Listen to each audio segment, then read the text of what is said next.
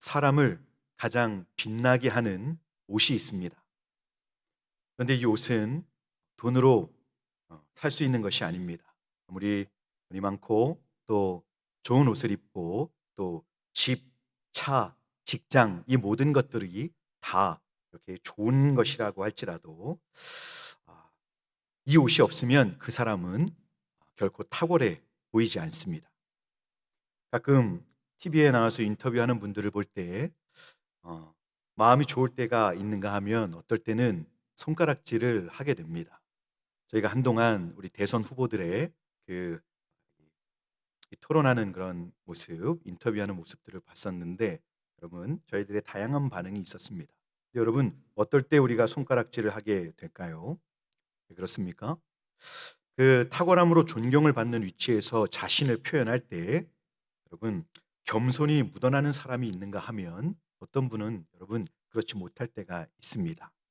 제가 오늘 말씀드리고자 하는 사람을 가장 빛나게 하는 그 옷은 다른 것이 아니라 바로 겸손입니다. 겸손. 여러분 오늘 하루 동안 많은 분들을 만나셨죠? 네. 여러분 겸손한 사람을 여러분들이 만날 때 여러분들의 마음은 어떠십니까? 그럼 참 좋지 않으십니까? 여러분 그 겸손한 분이 진짜 마음까지도 겸손해서 하나님 안에서 여러분들을 존중하고 또 존경한다면 여러분 아마 여러분들의 마음은 더 기쁨과 또 감사가 있게 될 것으로 생각이 됩니다. 왜냐하면 여러분 제가 그렇기 때문입니다. 여러분 만약 우리가 교만한 사람을 만나게 되면 어떻습니까? 여러분 슬프게도 그런 사람을 만날 때 우리가 때로는 받았던 은혜도 잃어버릴 수 있고 또 때로는 마음의 상처도 받을 수 있습니다. 여러분 혹시 여러분들 자신들이 다른 분들에게 그럼 나는 어떻게 다른 분들한테 보여지고 있을까? 혹시 이런 것을 생각해 보신 적이 있으십니까? 이 겸손은 사실 세상의 모든 사람들이 보고 싶어 하는 미덕입니다. 여러분 특별히 안 믿는 사람들이 하나님을 안 믿는 사람들이 예수님을 믿는 사람들에게 그렇게 요구하는 미덕입니다. 그런데 여러분 이것은 하나님께서도 하나님의 이름을 걸고 살아가는 백성들에게 요구하고 있는 미덕입니다. 하나님께서도 이 성도의 겸손은 매우 중요한 것으로 여기십니다. 그래서 겸손한 사람은 하나님의 마음을 사로잡습니다. 바라기는 우리 동문교회 성도님들 모두 겸손한 분들이 되셔서 하나님의 마음을 사로잡는 그런 복된 성도님들이 되실 수 있기를 바랍니다. 여러분, 성경에서 특히 잠언에서는 이 교만과 겸손을 반복적으로 언급하고 있는 것을 보게 됩니다. 그만큼 여러분 이 내용이 교만과 겸손이라는 내용이 하나님과 관련해서 아주 중요하다는 것을 시사하고 있습니다. 사실 이 교만과 겸손의 문제는 우리 인생들에게 매우 가깝고도 실제적인 부분입니다. 여러분 혹시 알고 계십니까? 우리가 이 땅에서 하나님 주신 이 은혜와 복을 누리는 데 있어서 가장 큰 장애물이 바로 교만입니다. 그리고 우리가 이 땅을 살아가는 동안 하나님의 풍성한 은혜를 누릴 수 있게 되는 가장 좋은 근거는 겸손이 됩니다. 근데 여러분 이 내용이 여러분 뭐 안 믿는 사람들에게는 상관이 없지만 여러분 이 내용을 우리 하나님을 믿고 또 예수님을 구주로 믿는 성도님들 안에서 이것이 조금 소홀히 여겨지는 현실이 있는 것 같아 여러분 안타까운 것을 우리가 늘 경험합니다. 안 믿는 분들은 어쩔 수 없지만 우리 성도님들 사이에서 이 놀라운 진리를 소홀히 여긴다면 우리는 예수님께서 약속하신 풍성한 삶을 누리지 못하게 됩니다. 그래서 오늘 우리가 이 놓치기 쉬운 교만과 겸손에 대한 이 하나님의 말씀을 잠깐 생각해 보고자 합니다. 성경은 이 교만의 위험성을 우리에게 늘 말씀하고 있습니다. 그래서 이 교만은 사람들과의 관계에 있어서 큰 걸림돌이기도 하지만 우리 사람들에게 이 저주를 받게 하는 근원으로 성경은 소개하고 있습니다. 성도들 서로 간에 성령의 하나 되게 하심을 힘써 지키라는 에베소서 4장의 말씀을 지킴에 있어서 큰 걸림돌이 되는 장애물이 되는 것 또한 이 교만입니다. 그래서 이 교만은 이 성도님들 간의 관계의 상함을 가져오기도 합니다. 그리고 또 이 예수 믿는 분들이 불신자들과 함께 직장에서 학교에서 또 이렇게 이 사회에서 생활하는 가운데 가장 큰 문제가 되는 것은 예수 믿는 분들의 좀 이렇게 원치 않지만 교만한 태도들이 문제가 되기도 합니다.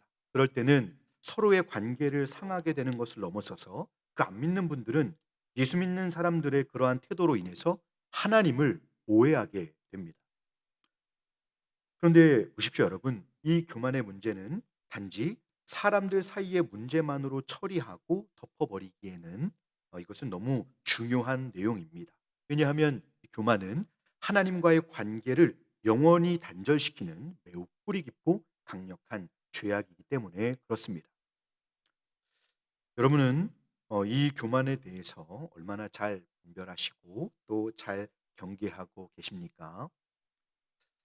이 잠언을 지은 지혜자는 이 교만을 모든 죄의 기원, 그러니까 이 죄가 생긴 근원이라고 말씀을 하고 있습니다.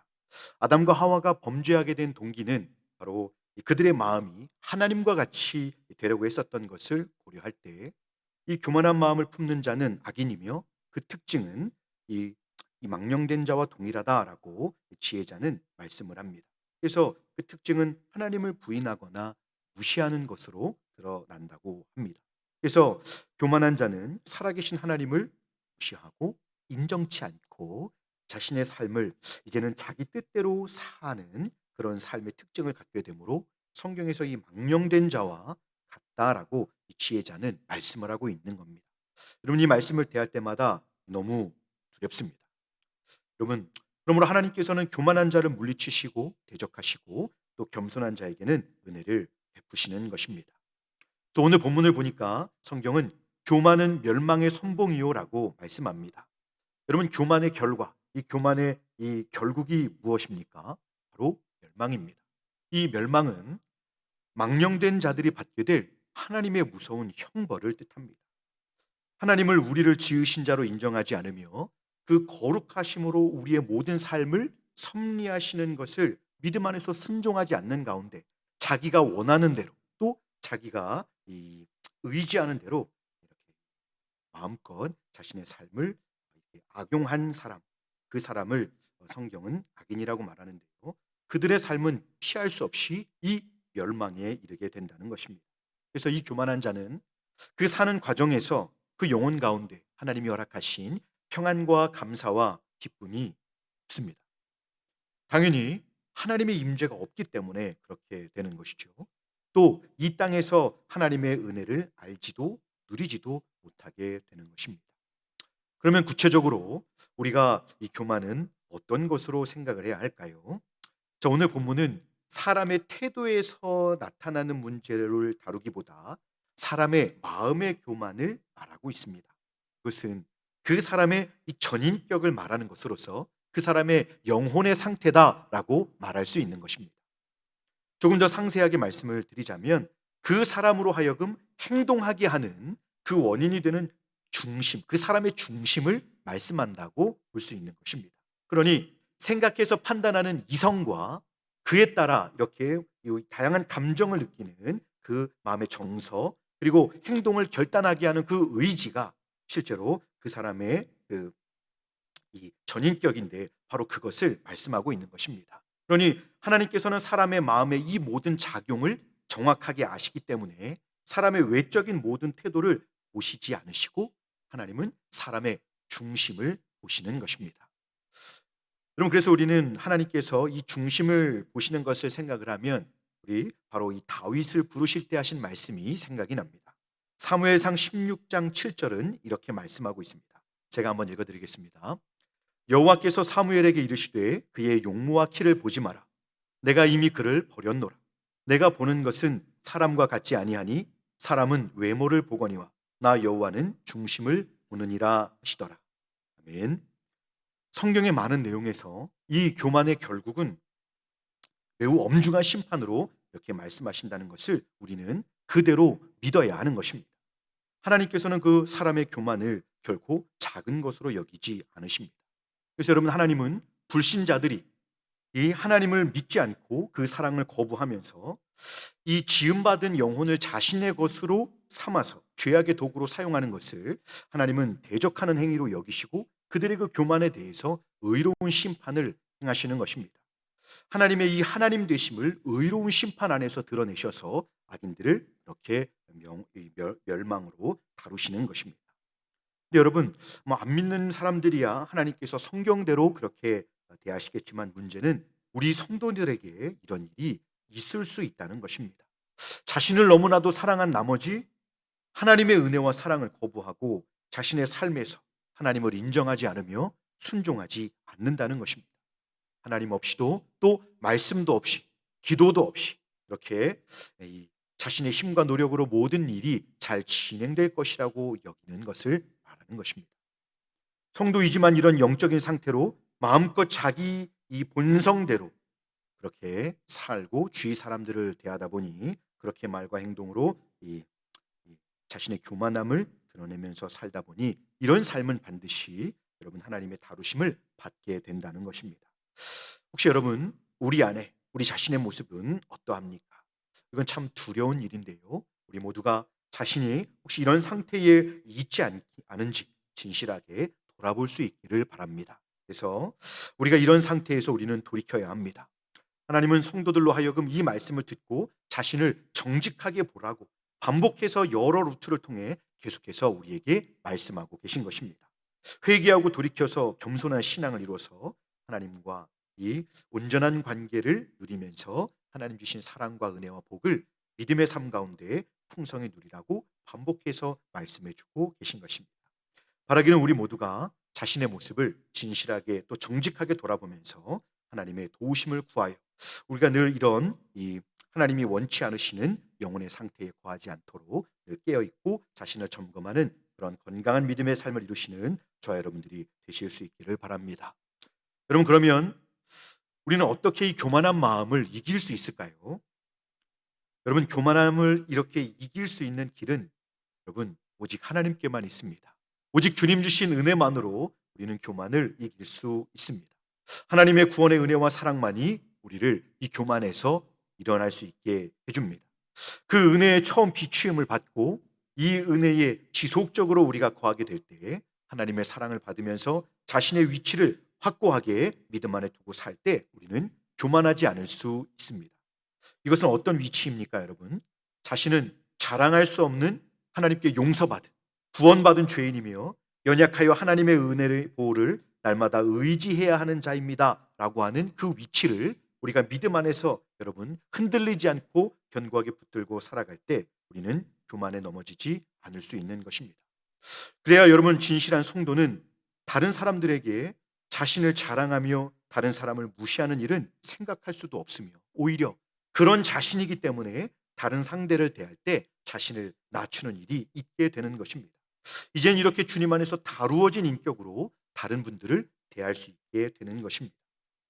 또 그의 삶이 하나님 앞에서 이루어지기 때문에 사람들의 눈만 의식하며 사는 것이 아니고 하나님의 공의로우시고 또 은혜로우신 눈앞에서 그 성도는 살아가게 됩니다. 그래서 이 모든 일 속에서 하나님께 순종하기를 구하고 또 모든 이 상황들을 주님께 의지하여 하나님을 인정하는 삶을 살게 됩니다. 이전에는 뭐 이 정도면 내가 알고 또 이 정도 힘은 내게 있으니까 내가 결정하고 진행을 하지 뭐 이렇게 늘 당당하게 삶을 살았던 그런 삶인데 이 은혜를 받고 나니 이제는 하나님의 도우심을 구하며 살아야지 주님의 은혜가 아니면 안 되지 이런 생각을 가지고 이제는 하나님 앞에 기도하는 삶을 살게 됩니다. 여러분 이것이 성도의 겸손입니다. 여러분 은혜는 이렇게 사람을 바꾸어 놓습니다. 겸손은 하나님의 은혜가 지속적으로 주어지지 않으면 성도들 안에서도 여러분 유지할 수가 없습니다. 사람은 여러분 웬만해서는 변하지 않습니다. 여러분 알고 계시죠? 어떤 노력과 교육을 받아도 그 교만함은 꺾이지 않습니다. 그러나 단 한 번 비추임을 받아도 사람은 여러분 변화가 되는 일이 일어납니다. 이것이 바로 은혜의 힘입니다. 여러분 이렇게 한 번에 변화된 사람을 우리는 알고 있습니다. 여러분 누굽니까?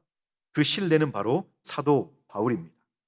그 살기 등등하고 기독교 신앙을 그렇게 무시하고 핍박하던 이 사울이 부활하신 예수 그리스도를 영광의 빛 안에서 여러분 이 한 번 만나고 완전히 다른 사람인 사도 바울로 바뀌지 않았습니까? 사람의 교만한 이 상태는 여러분 아주 강력한 것입니다. 그래서 여러분 사람이 이 교만한 상태에서 변화되는 것은 오직 예수 그리스도의 구원의 은혜를 통해 거듭나는 것과 또 지속적으로 은혜에 노출이 되어서 죄악된 성품이 날마다 하나님의 뜻과 사랑으로 다루어지는 것입니다. 여러분 그 길밖에 없습니다. 여러분 이전에 지난 사역에 상황에 사역하면서 섬겼던 한 우리 장로님의 그 딸이 우리 청년부에 있었습니다. 근데 누구도 교회 안에서는 그 자매님이 그렇게 이렇게 낯을 가리고 사람들 앞에 높은 마음을 가지고 대하는 사람이라고 생각하지 못했습니다. 왜냐하면 봉사도 잘하고 모든 사람들을 잘 이렇게 대하는 사람이었기 때문입니다. 그런데 여러분 어느 날 갑자기 그 가족들이 저에게 와서 이야기를 하는데 그 딸이 뭔가 변했다는 것입니다. 그래서 처음에는 사랑에 빠진 줄 알았습니다. 남자친구가 생겼구나라고 생각을 했던 것이죠. 근데 시간이 가면 갈수록 그 자매에게서 나타나는 변화는 교만의 옷을 벗고 그리스도 안에서 은혜를 받은 자로서의 겸손한 변화가 자꾸만 드러나는 것입니다. 그 30대 중반의 그 자매가 교회에서 두 손을 모으고 유치원도 아닌데 목사님과 장로님들과 성도님들한테 배꼽 인사를 하며 인사를 합니다. 그러면서 교회 모든 섬김의 자리에서 기꺼이 자기가 아무리 수고롭더라도 거기에서 여러분 이 순종의 본을 보이는 모습을 보았습니다. 그러면서 여러분 다른 분들은 모르는데 가족분들이 저에게 말합니다. 하나님은 살아계십니다, 목사님. 사도 바울만 변한 것이 아니라 우리 가족들 모두가 우리 저 셋째는 결코 변할 수 없을 것이라고 확신하고 그렇게 늘 염려하며 기도하고 있었는데 하나님의 은혜가 저 딸을 저렇게 변화시키니 하나님은 살아계십니다라고 저에게 간증을 하였습니다. 자, 여러분 그러면 우리가 사모해야 할 겸손은 어떤 것입니까? 우리 그리스도인의 겸손은 돈 앞에서 권력 앞에서 또 그 어떠한 힘 앞에서 무릎 꿇는 그런 비굴함이 아닙니다. 오히려 우리를 구원하신 예수 그리스도의 모범을 따라서 하나님을 온전히 의지하며 그분의 뜻에 순종함으로 자신을 낮추는 것입니다. 하나님은 예수 그리스도의 이 겸손을 매우 기뻐하셨습니다. 인간을 지으신 창조주 하나님 자신이 그 인간의 죄를 대신 지시기 위해서 사람이 되어 이 땅에 오셨고 또 그분은 우리가 앞에서 찬양한 것처럼 우리를 위해서 십자가를 지셨습니다. 여러분 이 그리스도의 구원하신 은혜와 사랑은 참으로 겸손이었습니다. 여러분 만약 전지전능하신 하나님의 아들의 이 겸손이 아니었으면 우리는 어떻게 되었을까요? 여러분 우리는 우리 자신들의 우리는 인정하기 싫지만 우리의 이 높아진 마음으로 하나님을 대적하고 자신의 정욕을 위해 살다가 멸망의 심판을 받게 되었을 것입니다. 여러분 이제 우리 주님은 이 주님 자신의 이 겸손을 성도들이 배워서 하나님 앞에서 또한 세상 사람들 앞에서 하나님을 드러내기를 원하십니다. 오늘 본문은 이 겸손한 마음은 존귀의 길잡이라고 말씀하고 있습니다. 여러분 겸손한 마음은 하나님께 은혜를 얻게 하고 세상에서도 그 존귀함을 얻게 되는 것입니다. 왜냐하면 하나님의 마음에 기쁨이 되는 그 겸손한 믿음의 사람을 하나님이 존귀케 여기시고 또 하나님이 친히 그를 높이실 것이기 때문입니다. 하나님 앞에서 겸손한 자는 세상 가운데서 빛을 드러내지 못하더라도 낙심하거나 비굴해질 필요가 없습니다. 왜냐하면 여러분 유명해지지 않거나 인정을 받지 못하거나 때로 어려운 곤경을 당할 수 있습니다만 낙심하지 마시기 바랍니다. 왜냐하면 이미 하나님께서 그렇게 겸손으로 행하는 성도를 존귀함으로 인도하고 계시기 때문입니다. 그래서 여러분 때로 우리 예수 믿는 사람들이 할 말 못하고 산다고 예수님을 믿기 때문에 우리가 자꾸 주변에서 억울한 상황을 당한다고 그렇게 여러분 마음이 어려워서 고통스러워하실 때가 있을 것입니다만은 여러분 우리는 우리에게 겸손을 요구하셨고 또 그 주님의 모범을 따라 살아가는 성도를 친히 존귀케 여기시고 끝까지 인도하신 하나님을 믿을 수 있어야 합니다. 그러면 여러분 어떠한 삶의 국면 속에 처하더라도 하나님의 선하신 인도하심이 그가 존귀케 되는 길을 열어주실 것입니다. 말씀을 정리하겠습니다. 그럼 모두가 지금은 하나님을 적당히 믿으려고 하고 또 하나님을 섬김에 있어서 자신의 원하는 대로 신앙생활을 하려고 하는 유혹이 점점 강해지고 있습니다. 그러니 당연히 우리 성도들의 삶에, 그 신앙의 삶에 하나님이 가장 원하시는 것들, 하나님이 보기를 원하시는 가장 아름다운 것들이 점점 흔들리고 있는 것입니다. 당연히 우리에게 겸손의 미덕, 가장 영적이고 가장 성숙한 열매인 겸손의 모습이 사라져가고 있는 것입니다. 겸손의 미덕이 사라진 교회와 성도들을 보면서 세상은 아무것도 기대할 수가 없습니다. 세상이 교회와 성도들을 걱정하는 시대를 우리는 보고 있는 것은 아닌가 합니다. 왜냐하면 자신들을 도와줄 마지막 희망인 교회가 여러분 흔들리고 있기 때문입니다. 여러분 위협받고 있기 때문입니다. 그러나 여러분 보십시오. 예수께서 이 땅에 오셔서 겸손으로 미천한 죄인들을 섬기신 그 이유는 주님의 이 본을 받아 성도들이 교만을 이기고 겸손으로 옷 입고 세상을 향하여 하나님을 영화롭게 할 그 교회와 성도들을 예수님께서 기대하셨기 때문입니다. 여러분 바라기는 이것을 좀 기억하시면 좋겠습니다. 하나님 앞에서의 겸손은 이 땅에서 입을 수 있는 최고의 영광입니다. 그래서 그리스도께서 그렇게 하셨듯이 우리도 이 영광의 옷을 입어야 하는 것입니다. 잘 익은 벼는 익을수록 어떻게 됩니까? 고개를 숙입니다. 은혜 안에서 그렇게 진실하게 자라가는 하나님의 마음의 기쁨이 되는 성도님들은 그 중심과 삶에서 예수 그리스도의 겸손이 흐를 수밖에 없습니다. 그럼 우리가 잘 알고 있는 어거스틴이라고 하는 분이 그리스도인의 삶에 있어서 중요한 것을 이렇게 말씀했습니다. 첫째도 겸손, 둘째도 겸손, 셋째도 겸손이다라고 말씀을 하셨습니다. 여러분 우리 모두에게 이 겸손이 있기를 소망합니다. 그래서 이 겸손을 우리 안에 온전히 이루어서 하나님의 존귀케 하심으로 우리가 날마다 하나님의 은혜를 덧입을 뿐만 아니라 우리의 이 겸손한 모습, 겸손한 삶을 통해서 우리를 알고 있는 우리 주위의 이 모든 분들에게서 하나님의 이름이 영광을 받으시게 되기를 간절히 소원합니다. 기도하겠습니다.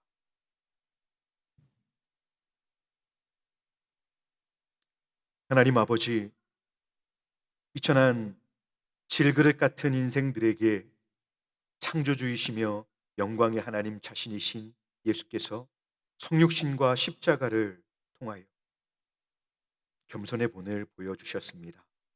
하나님을 부인하는 악한 세대 속에서 그 예수님의 사랑과 은혜를 받은 저희 모두가 주님과 같이 겸손으로 옷 입게 하여 주시옵소서. 그래서 이제는 예수님을 닮아 더욱 성숙해 가게 주님 도와 주시옵소서. 우리의 그 성숙한 인격과 삶을 통해서 하나님을 영화롭게 해드리고 우리 가정과 교회를 넘어서서 우리 주변에 주님의 사랑과 구원의 소망의 통로가 되는 저희 동문교회 모든 성도님들이 다 되게 하여 주시옵소서. 우리 구주 예수 그리스도의 이름으로 기도하옵나이다. 아멘.